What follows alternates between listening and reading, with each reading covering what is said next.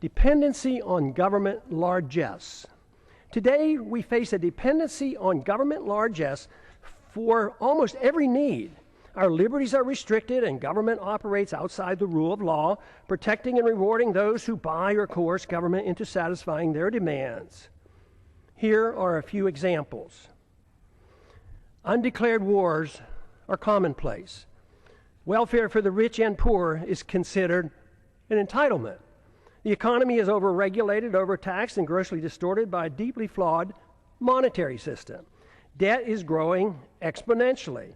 The Patriot Act and FISA legislation passed without much debate have resulted in a steady erosion of our Fourth Amendment rights. Tragically, our government engages in preemptive war, otherwise known as aggression, with no complaints from the American people.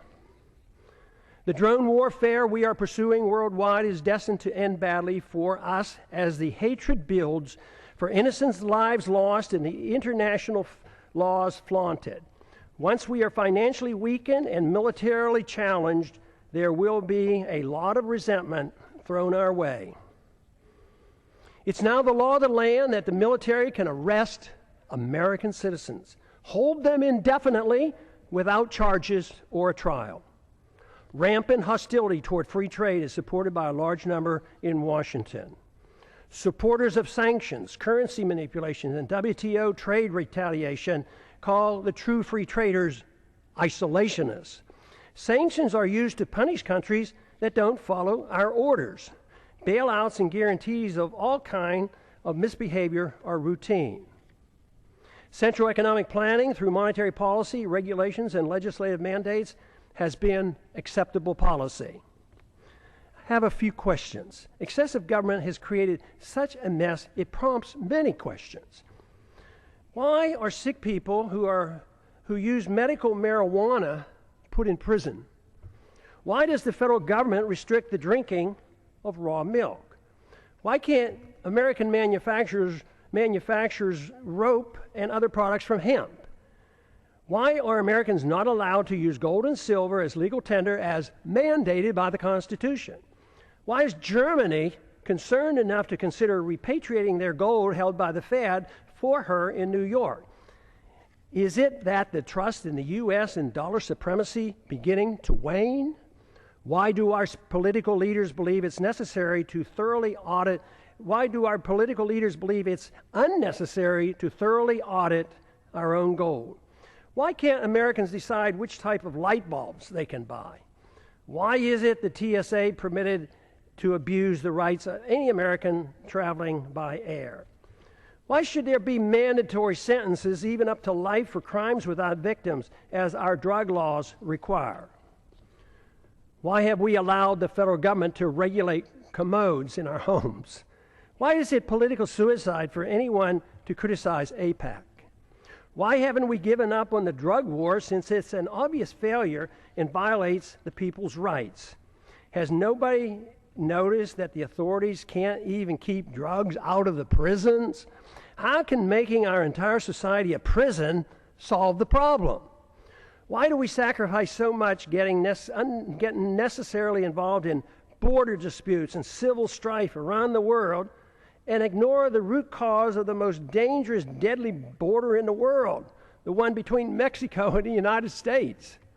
Why does Congress willingly give up its prerogatives to the executive branch?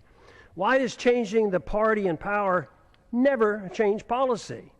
Could it be that the views of both parties are essentially the same? Why did the big banks, the large corporations, and foreign banks and foreign central banks get bailed out in 2008, and the middle class lost their jobs and their homes? Why do so many in the government and the federal officials believe that creating money out of thin air creates wealth? Why do so many accept the deeply flawed principle that government bureaucrats and politicians can protect us from ourselves without totally destroying the principle of liberty? Why can't people understand that war always destroys wealth and liberty? Why is there so little concern for the executive order that gives the president authority to establish a kill list, including American citizens, of those targeted for assassination? Why is patriotism thought to be blind loyalty to the government and the politicians who run it, rather than loyalty to the principles of liberty and support for the people? Real patriotism is a willingness to challenge the government when it's wrong. Why is it claimed that if people won't or can't take care of their own needs, that people in government are able to do it for them? Why did we ever give the government a safe haven for initiating violence against the people? Why do so many members defend free markets but not civil liberties? Why do so many members defend civil liberties but not free markets? Aren't they the same? Why don't more defend both economic liberty and personal liberty? Why are there not more individuals who seek to intellectually influence others to bring about positive changes, those who seek changes, than those who seek power to force others to obey their commands? Why does the use of religion to support a social gospel and preemptive wars, both of which require authoritarians to use violence or the threat of violence, go unchallenged? Aggression and forced redistribution of wealth has nothing to do with the teachings of the world's great religions. Why do we allow the government and the Federal Reserve to disseminate false information dealing with both economic and foreign policy?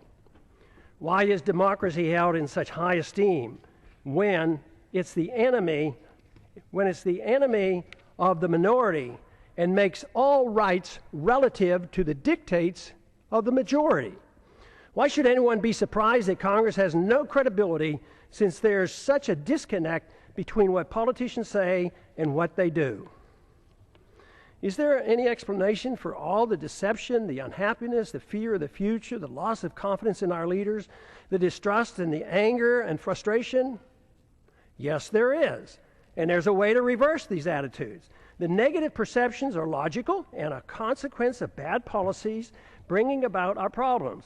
Identification of the problems and recognizing the cause allow the proper changes to come easily.